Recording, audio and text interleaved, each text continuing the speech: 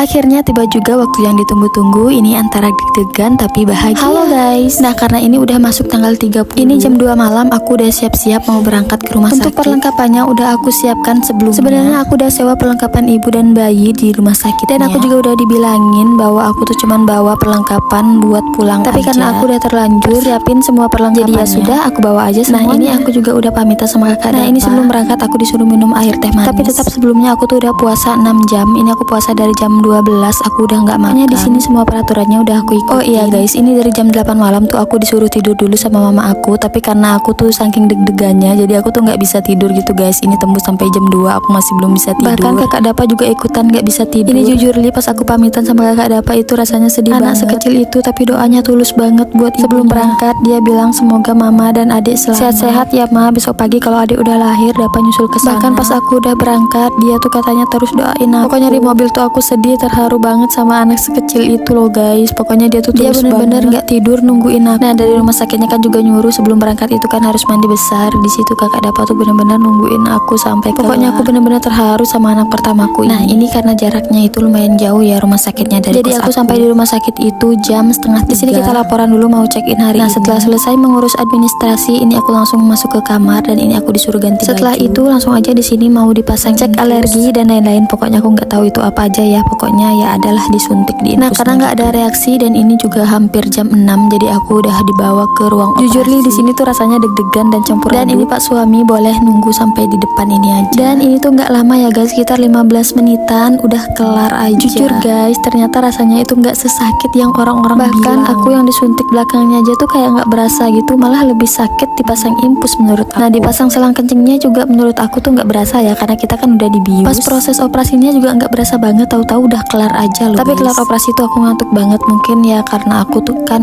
nggak tidur gitu guys malaman, jadi mungkin paginya itu baru berasa ngantuk. Nah, kelar operasi aku langsung masuk ke ruang pemulihan. Kayaknya sekitar jam 9-an gitu. Aku kurang tahu sih ya, karena aku nggak ngelihat juga jamnya.